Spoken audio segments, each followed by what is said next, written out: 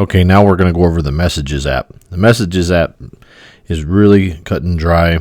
It's how to text message people. We're going to start in the far left. We have an edit button. And what that edit button does is allows you to select multiple people, and you can delete them if you would like.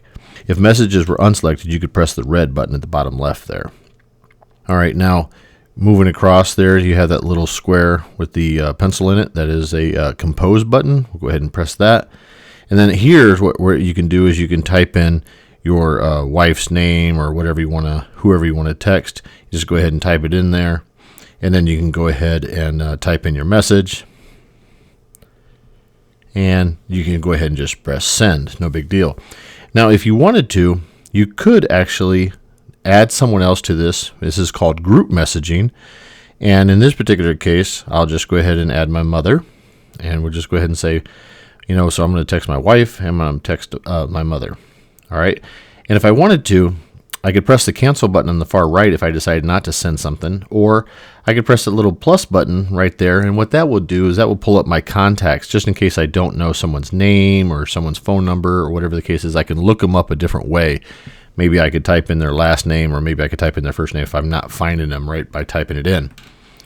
All right, now I'm going to go ahead and take my mom back out of there. Just have my wife. Okay, now what I could do, just to the left of the hello there, I could press the little camera.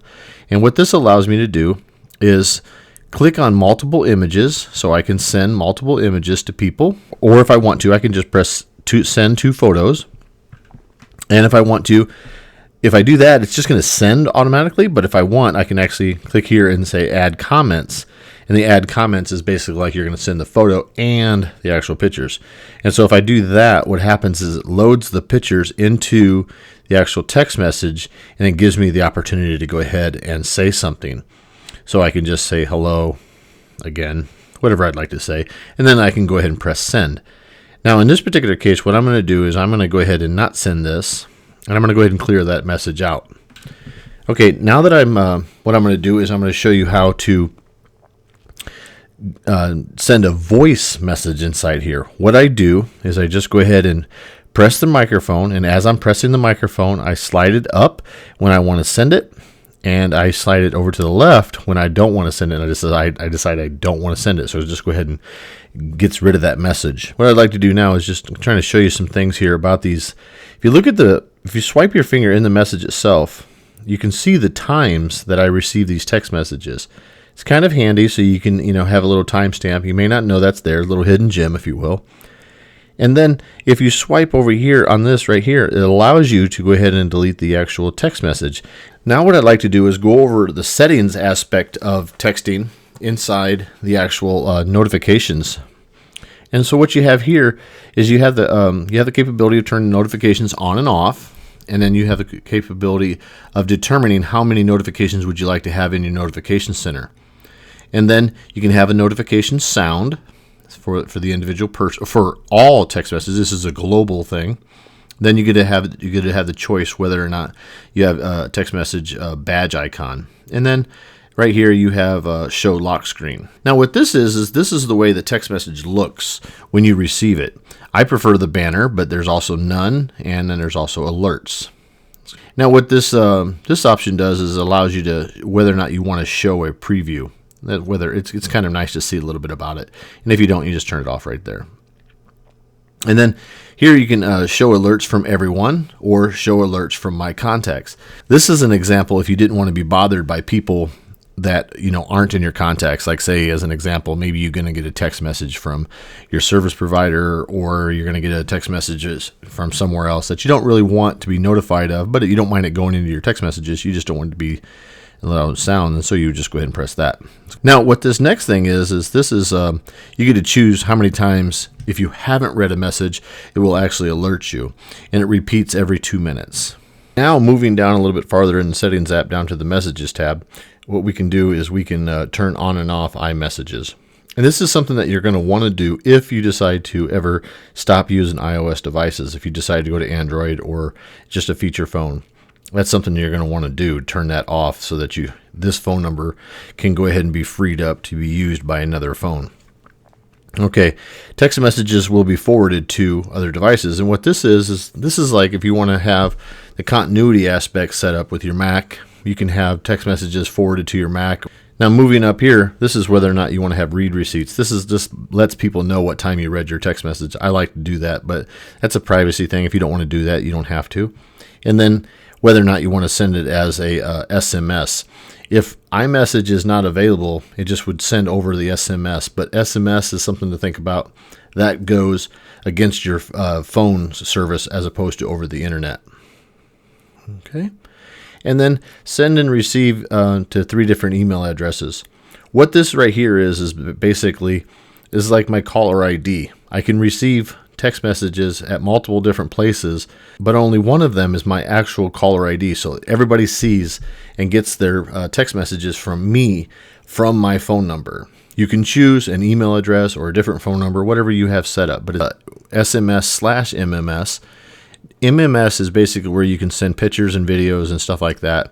Group messages is like what I showed you earlier where I was texting my wife and my mother. And here is whether or not you want to actually show the subject field. And of course, if you're worried about it, you can have a character count. And then what this one is this allows you to block calls, block the actual real call, the SMS, the text message, and the iMessage, and the FaceTime. All right. And what this does is this maintains your history of your text messages for a certain period of time. You can say forever or 30 days or a year. I personally recommend that you choose whatever you want, but understand this, your text messages, especially with the pictures and the videos and stuff like that, that after a while really starts to make your iPhone full of data when you may not want that. And so it's just something to think about. A lot of times people have storage issues, and that's something to think about. So you just can turn that down to like maybe 30 days, and then everything would go away. Now, earlier I showed you how to do audio text messages to each other, and what this does is this sets how often they expire. This says it expires in 2 minutes or after 1 year. It's kind of nice. And then what this next one is raise to listen. Basically, you just pull it up to your face when you get one of those, and automatically it starts playing. Very neat.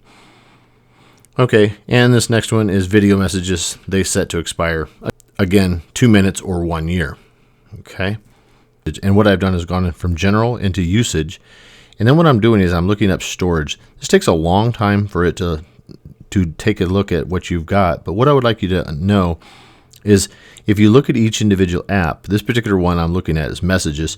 It shows that there's 21 megabytes worth of data sitting on my phone that's being used by this particular app. And so this is something to think about. If you're 21 megabytes, that's nothing. But if you're up above like a gig or 2 gigs, you might start thinking about going ahead and deleting all of those extra text messages. Basically, what you have is you have a lot of video, audio, and stuff like that, pictures inside your actual text messages that you might want to go ahead and get rid of. Just something to think about. Okay, now what we're going to do is we're going to see what it looks like to actually send and receive text messages from within inside the actual text message app. I'm just going to go ahead and send my wife a hello real quick.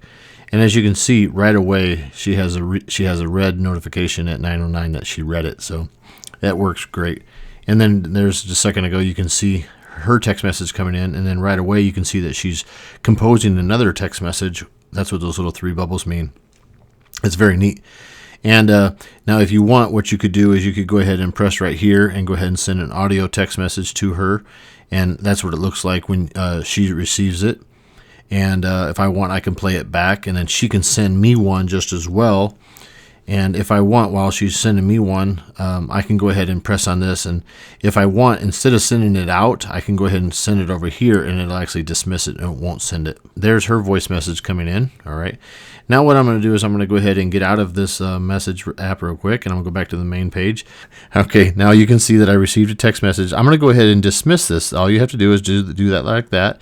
All right, now that I received this one, I'm going to go ahead and pull down on this a little bit, and then you can actually just go ahead and type right there, and you can just say hello, and then go ahead and send it off. And that's pretty much how it works when you're sending and receiving text messages from there. Now I'm going to show you what it looks like from within inside an app. Okay, now what I'm going to do is I'm going to disregard this message. I'm going to go ahead and send it away. All right, I'm going to pull down the notification center, and as you can see, there it is sitting there just waiting on me. And if I want, I could dismiss it or clear it, or if I want, I can click on it, which will automatically take me right back into the app. And so that's pretty much how the text messaging works from within inside the app. Now what I'm going to do is I'm going to go ahead and show you some of the details. Here in the details, because this is my wife and because she's sharing her location with me, this part of the app right here actually shows me her location. It actually shows me mine at the same time. And if I want, I can just click on call her right there. I could FaceTime her, or I can get more information. What this does is this actually allows for me to share my location, or send my current location. This is actually very handy, because what this allows is if you're lost, you can, and a loved one's coming to you, you can just press that right there, and then they can actually come right to you. And if I no longer want to receive text messages from my wife, as an example, I can press this do not disturb. And that's really good and handy whenever you're inside a group messaging, because sometimes it gets a little loud and you might want to go ahead and dismiss that. All right. And then what this is these are all the attachments that we can have sent to each other, and they just kind of sit there. And this is what I talked to you about a little bit earlier. Okay. Well, we'll conduct our class for today. I hope you had learned something, and have a good day.